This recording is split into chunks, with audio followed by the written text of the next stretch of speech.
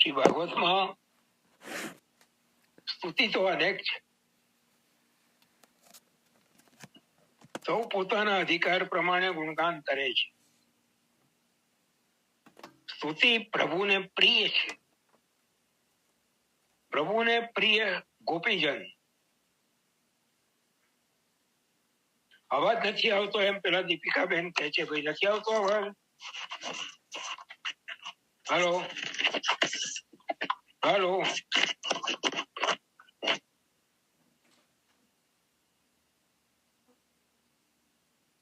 તુષારભાઈ અવાજ આવે છે કે નહીં? નોટ ઓડિબલ એમ કે છે. ના ના બિલકુલ સરસ આવે છે. આવે છે એમને જે તે હા એમને પ્રોબ્લેમ હશે. હા હા કયો હા હા હા.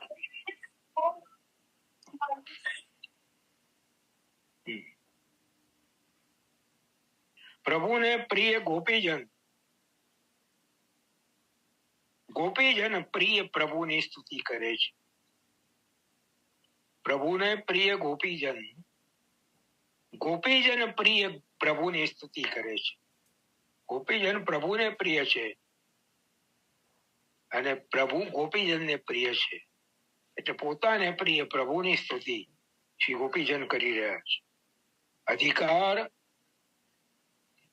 એમનો અચિંત્ય છે, વિચારી શકાય એવો નથી, વિચારથી પર છે. રસાનુકૂળ છે. રસના અનુભવને, રસની નિષ્પત્તિને અનુકૂળ એમનો અધિકાર છે. બ્રહ્મા વગેરે વિશ્વ વન્ય દેવો પણ, જેને જગત આખું વિશ્વ વંદન કરી એવા બ્રહ્માજી જેવા દેવો પણ, જેના કૃપા કટાક્ષની કામના કરે એવા લક્ષ્મીજી સકલ કામના છોડીને, એવા લક્ષ્મીજી જેમના કૃપા કટાક્ષની કામના બ્રહ્માજી જેવા દેવો કરે એવા લક્ષ્મીજી સકલ કામના છોડીને નિરપેક્ષ પ્રભુના પાદ પદ્મની રજની અપેક્ષા કરે. એ લક્ષ્મીજી પણ પ્રભુના ચરણ કમલના રજની અપેક્ષા આશા રાખે છે. એ કૃષ્ણને, એવા કૃષ્ણને, જો એક બાજુ મહાત્મ્ય જ્ઞાન બતાવ્યું, પ્રભુનું સ્વરૂપ બતાવ્યું કે બ્રહ્માજી જેવા દેવો જેના કૃપા કટાક્ષને ઈચ્છે એવા લક્ષ્મીજી બધી કામના છોડીને પ્રભુના ચરણ કમલની રજની કામના કરે છે. એ કૃષ્ણને, એવા પ્રભુ, એ કૃષ્ણને આ ગોપીજન તો કુહક, કિતવ, કપટી વગેરે સંબોધનોથી સન્માને છે. અનેક યુક્તિપૂર્વકની દલીલોથી દોષારોપણ પણ કરે છે. પ્રભુની ઉપર દોષો પણ લગાડે છે, પ્રેમ પણ કરે છે. અને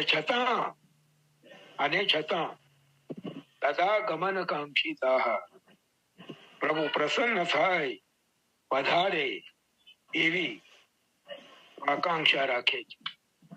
સતીશ કાકા બોલો ભાઈ બોલો. કાયમ પેલું બદલો છો ને, શેષ ધનેશ મહેશ જાહી નિરંતર ગા. એ લઈ લો ફરી એક.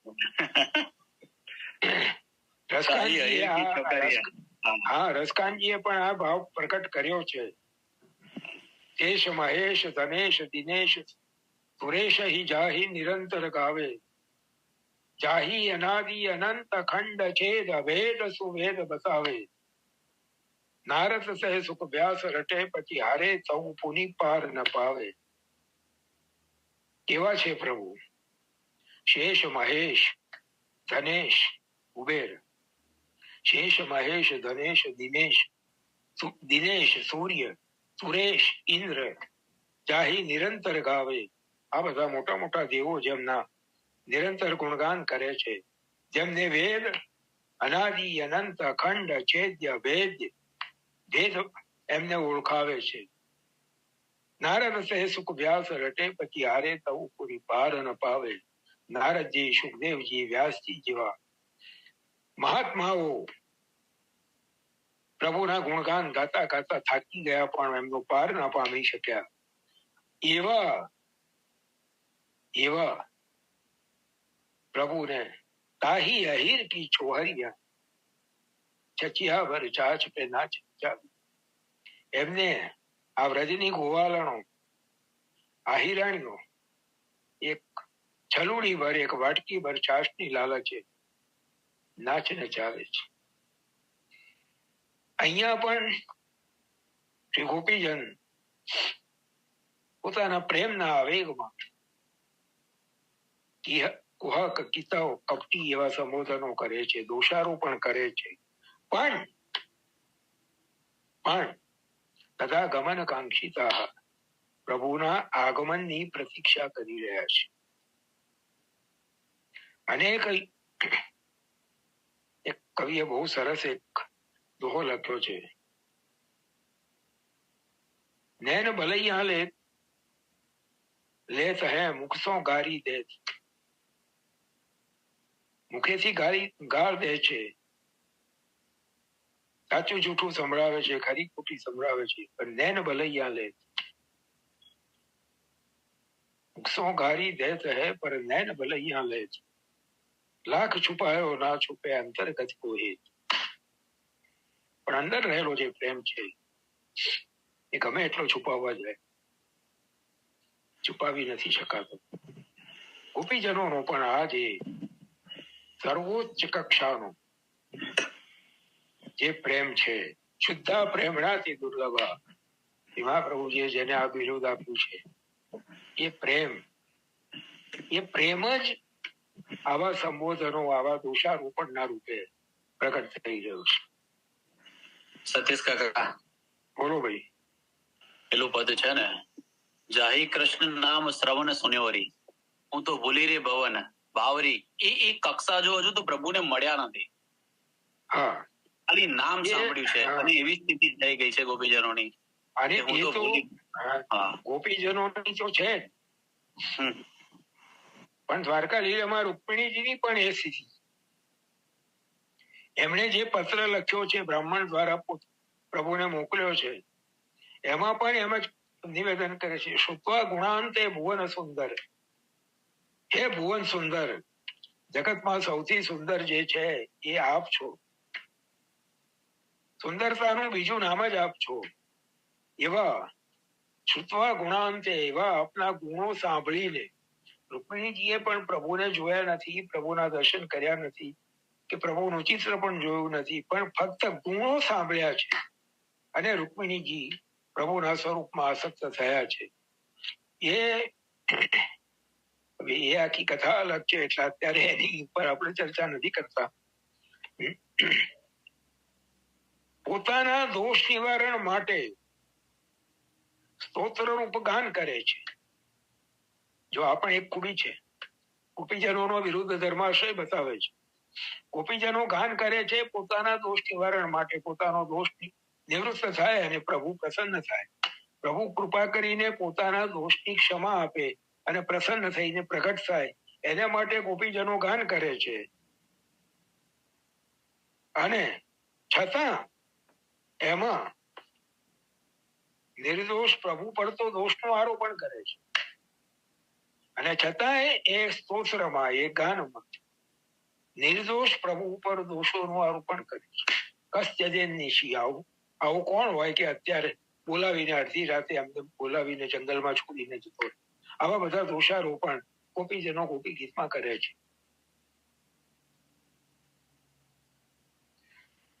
કારણ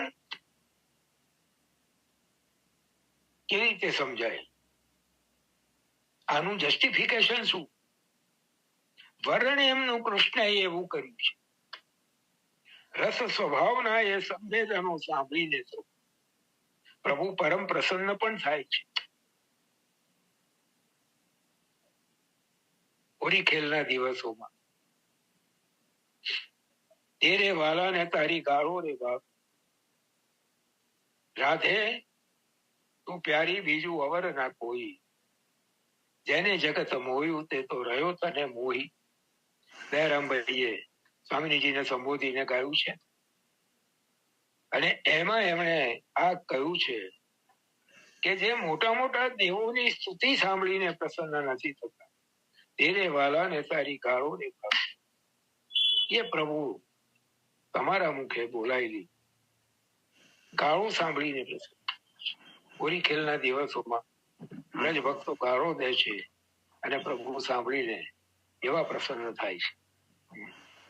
સતીશ કાકા, હા બોલો. એ તો એટલી હદ સુધી કે છે બ્રજ ભક્તો, દો બાપન કે બીચ વારો.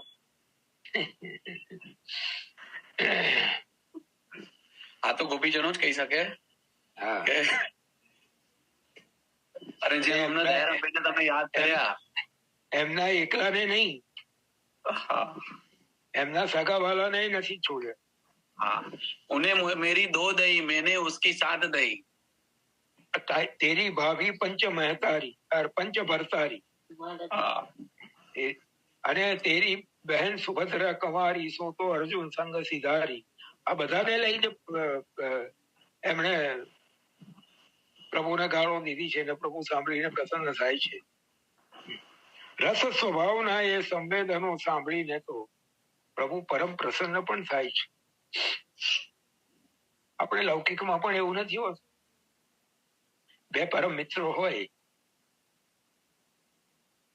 અને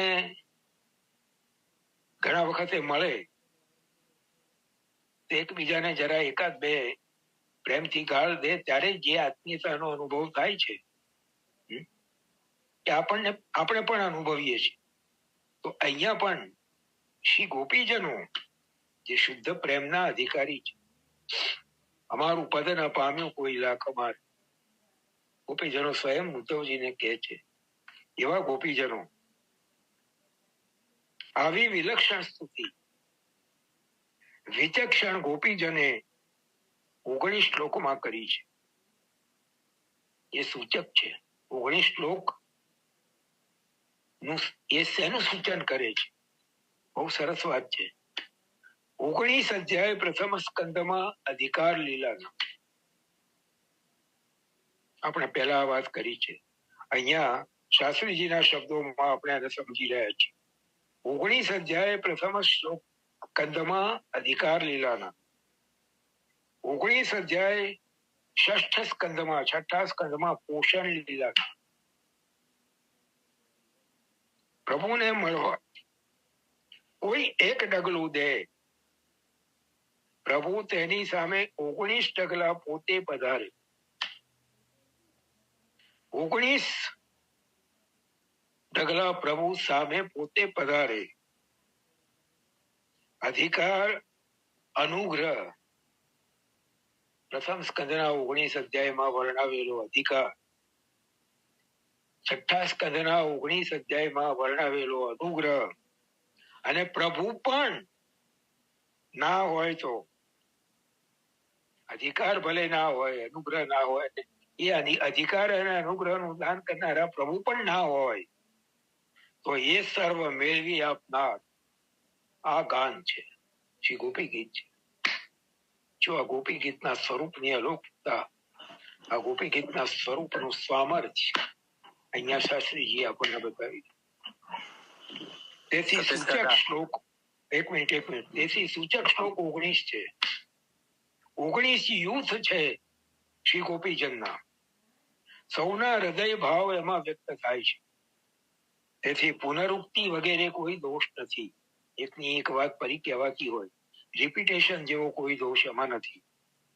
વિચિત્ર ભાવ વિલાસ છે. દરેકના જુદા જુદા ભાવોનો વિલાસ અહીંયા શબ્દ રૂપે પ્રગટ થઈ રહ્યો છે. અન્ય પૂર્વા શ્રુતિ રૂપા અને અનન્ય પૂર્વા ઋષિ રૂપા અગ્નિકુમારિકા, એ પ્રકારના શ્રી ગોપીજન ગાન કરે છે. હા, હવે બોલો. અત્યાર સુધી તો એવું છે કે ગઈ વખતે તમે કીધું તારે ખબર પડી. અત્યાર સુધી તો હું એવું સમજતો હતો કે વિચરણ વખતે જે જીવનો અધિકાર જે છે કે પ્રભુએ સ્થાપિત કર્યો છે, એ જીવને એટલું જ ફળનું દાન થાય છે. પણ પૂર્વમાં હમણાં તમે ગઈ વખતે સત્સંગમાં વાત કરી હતી કે ગોપી ગીતનું ગાનથી એ અધિકારનું પણ દાન થાય છે. બહુ ગોપીજનની કૃપાથી, ગોપીજનની કૃપાથી. કારણ સીધી સાદી વાત છે કે પ્રભુના પરમ પ્રેમાસ્પદ છે, અને એ પરમ પ્રેમાસ્પદ ગોપીજનો જો પ્રભુને કોઈ જીવની ભલામણ કરે તો એ પરમ પ્રેમાસ્પદ ગોપીજનોની ભલામણનો ઇનકાર પ્રભુ નહીં કરી શકે.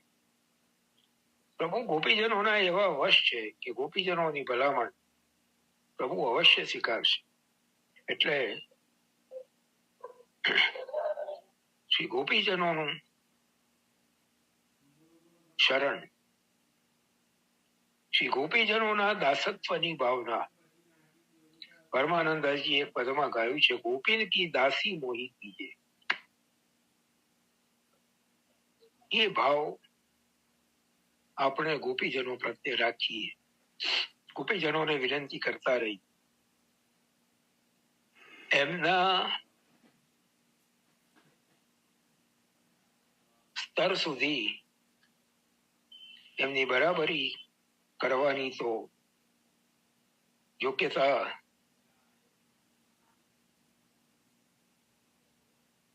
નો વિચાર પણ થઈ શકે એમ નથી, પણ એમની કૃપાથી એમની પાસે એમના હૃદયમાં રહેલો પ્રેમના નિધિમાંથી એકાદ કણિકા મળી જાય.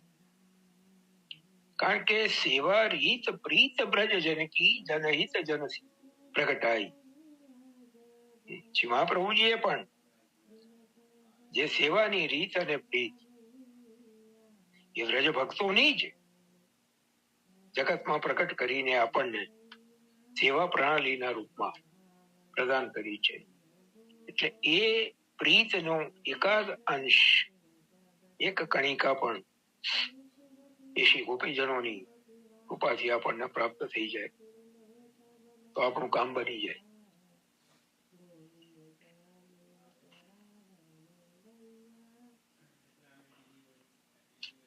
કેટલા વાગ્યા ભાઈ? કેટલો સમય છે? 10 વાગ્યા. 10 વાગ્યા એટલે 20 મિનિટ છે ને? મને એવું લાગે છે કે પ્રસ્તાવનામાં જ આજે તો સત્સંગ પૂરો કરશો. હજી તો પ્રસ્તાવના બાકી છે. હજી આવતો સત્સંગ એ પ્રસ્તાવનામાં જશે.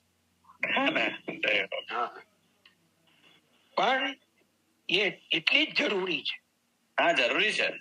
હા, પ્રસ્તાવના તો સૌથી અગત્યની છે, કેમ કે એ સ્વરૂપને સમજી શક્યા.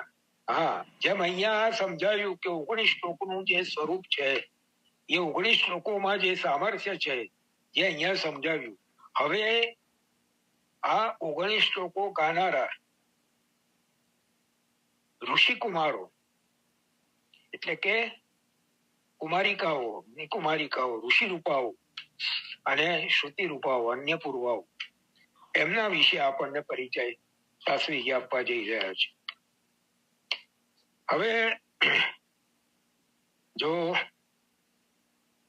તમારી અનુમતિ હોય તો મને એક વિચાર એવો આવે છે કે આપણે ગોપી ગીતના ક્રમને અહીંયા આજે વિરામ આપીએ, થોડુંક પછી હેવી ડોઝ ના થઈ જાય એટલા માટે. અને ઘણા વખતથી જે પ્રશ્નો આપણી પાસે પેન્ડિંગ પડ્યા છે, ભલે હા લઈ લો, કારણ કે વૈષ્ણવ પણ આતુરતાપૂર્વક રાહ જોતા હોય. હા, એટલે વૈષ્ણવોને પણ સુંદર વિચાર છે. બરાબર. તો અહીંયા આપણે આજે વિરામ લઈએ છીએ. આવતા અઠવાડિયે ફરી પાછો એનું અનુસંધાન લઈને આપણે આગળ ચાલીશું. બરાબર.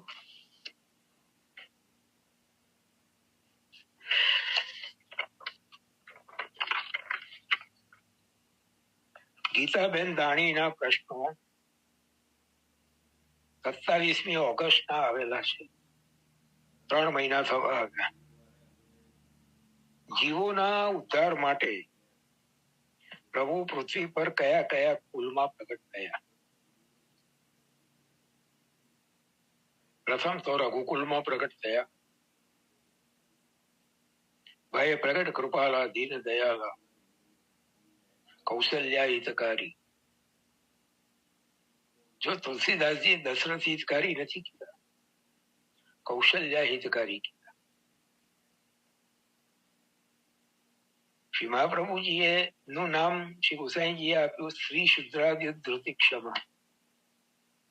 જેનો ઉદ્ધાર કરવા બીજું કોઈ સમર્થ નથી, જેના ઉદ્ધારનો ઉપાય શાસ્ત્રમાં પણ બતાવ્યો નથી, એવા જીવોના ઉદ્ધાર માટે પ્રભુ ભૂતલ પર પ્રગટ થયા છે. એટલે તુલસીદાસજી એનું સૂચન કરે છે, કૌશલ્યા હિતકારી. એટલે પ્રભુ પ્રથમ તો રઘુકુલમાં પ્રગટ થયા. કેટલા બધા જીવોનો ઉદ્ધાર. વાનર ને રીંછ, એમનો વળી ઉદ્ધાર કેવી રીતે થાય? પશુ છે, પણ એમનો પણ પ્રભુ ઉદ્ધાર કર્યો. સમગ્ર અયોધ્યાના બધા જ નાગરિકોને જયારે પોતે સ્વધામ પધાર્યા ત્યારે સાથે લઈને પધાર્યા. કેટલા રાક્ષસોનો ઉદ્ધાર કર્યો. શિલા બનેલા હલ્યાજીનો ઉદ્ધાર કર્યો. એટલે પ્રથમ તો પ્રભુ રઘુકુલમાં પ્રગટ થયા,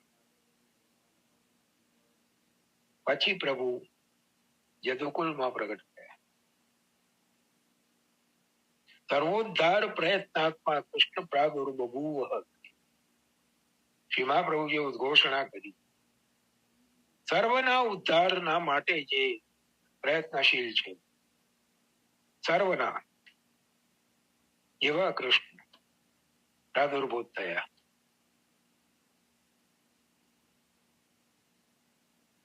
ત્રીજા સ્કંદમાં ઉદ્ધવજી અને વિદુરજી વચ્ચેના સંવાદમાં ઉદ્ધવજીએ પ્રભુના સ્વભાવનું વર્ણન જે કર્યું, અહો બકીયમ સ્તનકાલ પૂગમ જિગાંસયાપ્યાયે સત્ય સાધ્ય લેભે ગતિમ ધાત્રી ચિતામ તતોન્યમ કંવા દયાળુ શરણમ તજે. આશ્ચર્ય વ્યક્ત કરે છે. અહો, આ બકી, બકાસુરની બહેન પૂતના, જિઘાંસયા પાય યતપ્ય સાધ્વી, અસાધ્વી દુષ્ટ સ્વભાવવાળી, પ્રભુને મારવાના હેતુથી સ્તનપાન કરાવવા આવી. પ્રભુએ મારવા આવી એ ના જોયું, સ્તનપાન કરાવવા આવી એટલું જ જોયું. અને લેભે ગતિમ ધાત્રુચિતામ, ધાત્રીને સ્તનપાન કરાવનારી માતાને જે ગતિ પ્રાપ્ત થાય એ ગતિનું દાન પ્રભુ એને કરાવે. તતોન્યમ કંવા દયાળુ શરણમ જજે. તો પછી બીજો એવો કયો દયાળુ છે કે જેના શરણે જઈ? તો આવાનો પણ ઉદ્ધાર કૃષ્ણ રૂપે પ્રગટ થઈને પ્રભુએ યદુકુલમાં પ્રગટ થઈને કર્યું. બ્રજ લીલામાં કેટલા કેટલા અસુરોનો ઉદ્ધાર કર્યો. દ્વારકા લીલામાં, મથુરા લીલામાં યાદવોનો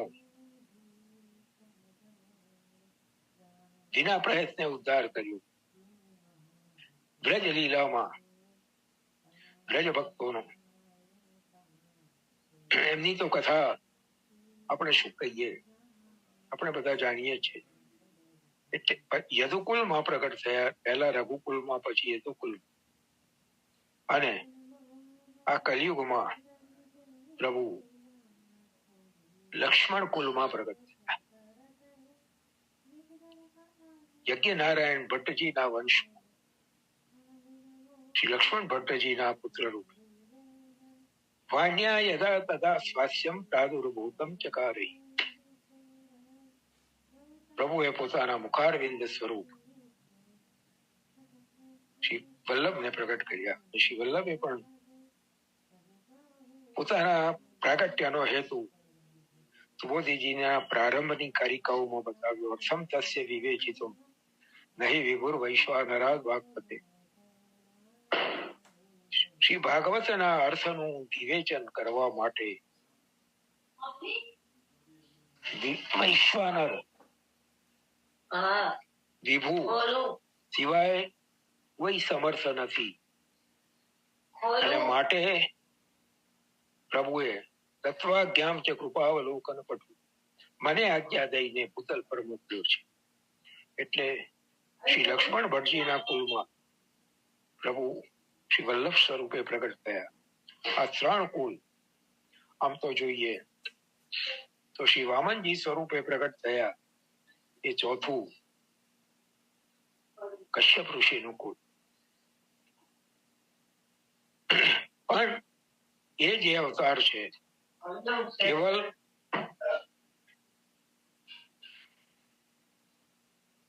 એક જ હેતુ માટે છે અને અવતાર કાર્ય કરીને પ્રભુ તિરોહિત થઈ ગયા છે. જ્યારે આ 3 અવતારમાં લાંબો સમય પૃથ્વી પર પોતે બિરાજ્યા છે, અનેક જીવોના ઉદ્ધાર કર્યા છે, અનેક જીવોને સ્વરૂપાનંદનું દાન કર્યું છે. રઘુનાથજી સ્વરૂપે હવે પછી જે પૂર્વ ભૂમિકા આપણે ગોપી ગીતને આવતા અઠવાડિયે જોવાના છે એમાં એ પ્રસંગ આવે છે કે જે કુમારિકાઓ છે, અનન્ય પૂર્વાઓ, એમનો જે પૂર્વાવતારનો જે પ્રસંગ છે ઋષિ કુમારો તરીકેનો, એનું વર્ણન આવતા સત્સંગમાં આપણે લેવાના છીએ.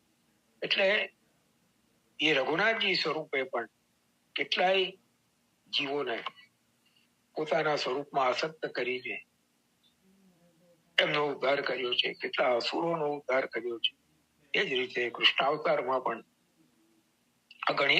અગણિત જીવોનો ઉદ્ધાર કર્યો અને શ્રી વલ્લભ સ્વરૂપે દૈવોદ્ધાર પ્રયત્નાત્મા દૈવી જીવો, લીલામાંથી છૂટા પડેલા જીવો ભૂતલ પરથી શોધી અંગીકાર કરીને ઉદ્ધાર કર્યો છે. એટલે આ પ્રકાર છે 3 કુલમાં, રઘુકુલ, યદુકુલ અને શ્રી લક્ષ્મણ ભટ્ટજીનું કુલ. આ 3 કુલમાં પ્રભુનું જીવોના ઉદ્ધાર માટે પ્રાગટ્ય આપણે સમજી શકીએ છીએ. બીજો પ્રશ્ન છે શ્રી ઠાકોરજીને વર્ષભરમાં કેટલી વાર અભ્યંગ થાય? હવે આ દરેક ઘરની સેવા પ્રણાલી ના આધારે એ સંખ્યામાં અંતર આવી શકે, પણ તૃતીય ગૃહની સેવા પ્રણાલી અનુસાર શ્રી પ્રભુને નિયમથી જે અભ્યંગ વર્ષભરમાં થાય છે એની સંખ્યા 48 છે. આખા વર્ષમાં જન્માષ્ટમીથી લઈને ફાગણ વદ બીજ દ્વિતીયા પાઠ સુધી પ્રભુને જેટલા નિયમના અભ્યંગ થાય છે એની સંખ્યા 48 છે. એ સિવાય ઉષ્ણકાળમાં 6 દિવસના ઓસરાથી, શીતકાળમાં 10 દિવસના ઓસરાથી વચ્ચે જો નિયમનો અભ્યંગ ના આવતો હોય તો અભ્યંગ થાય છે એની સંખ્યાની ગણતરી નથી. એ ઉપરાંત ઉષ્ણકાળમાં જ્યારે ચંદન ધરવામાં આવે ત્યારે સાંજે ઠંડા જલથી, બરાસ મેળવેલા ઠંડા જલથી પ્રભુ સ્નાન કરે છે. એ પણ પ્રકાર અલગ છે. અભ્યંગ માં આજે તૃતીય ગૃહની સેવા પ્રણાલીનું જે પ્રાવધાન છે એની વાત કરું છું. આમળા, ચંદન, તુલસીનો ભૂકો, આ બધો પદાર્થો મેળવીને પ્રભુનો અભ્યંગ થતો હોય છે. તૃતીય ગૃહની સેવા પ્રણાલીમાં બતાવ્યા પ્રમાણે એક જન્માષ્ટમી, બીજી રામનવમી, ત્રીજી દ્વિતીયા પાઠ અને ચોથી રૂપ ચતુર્દશી, આ 4 દિવસ હોય. સામાન્ય રીતે અભ્યંગમાં રવિવાર કે મંગળવાર આવતો હોય તો આમળા નથી આવતા એવી પરંપરા તૃતીય ગૃહની સેવા પ્રણાલીમાં આપી છે કે રવિવારે મંગળવારે અભ્યંગ થાય તો આમળા ના આવે. પણ આ 4 દિવસ જન્માષ્ટમી, રામનવમી, રૂપ ચતુર્દશી અને દ્વિતીયા પાઠ, આ 4 દિવસ રવિવાર હોય કે મંગળવાર હોય તો પણ આમળા અભ્યંગમાં અવશ્ય આવે એવું તૃતીય ગૃહની સેવા પ્રણાલીમાં બતાવવામાં આવેલું છે. કારણ શું? હવે એમ તો એક બીજો પણ એક રવિવાર મંગળવારની બાધા છે કે કુંડવાર રવિવારે ને મંગળવારે નથી થતું. બરાબર.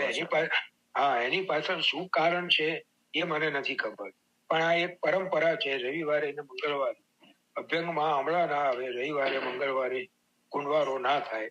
એની પાછળ કોઈ જ્યોતિષ નું કારણ હોવું જોઈએ કે જે અને જ્યોતિષ જ્યોતિષ ઉપર આધાર રાખીને કે જ્યોતિષનો આશ્રય કરીને આ નિયમ બનાવવામાં આવ્યો હોય એવું નથી, પણ પ્રભુને પરિશ્રમ ન થાય એ હેતુથી આ બધા પ્રાવધાન તેવા પ્રણાલીમાં કરવામાં આવ્યા હોવા જોઈએ.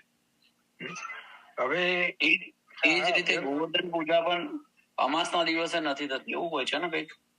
આ વખતે અમાસે જ થઈ,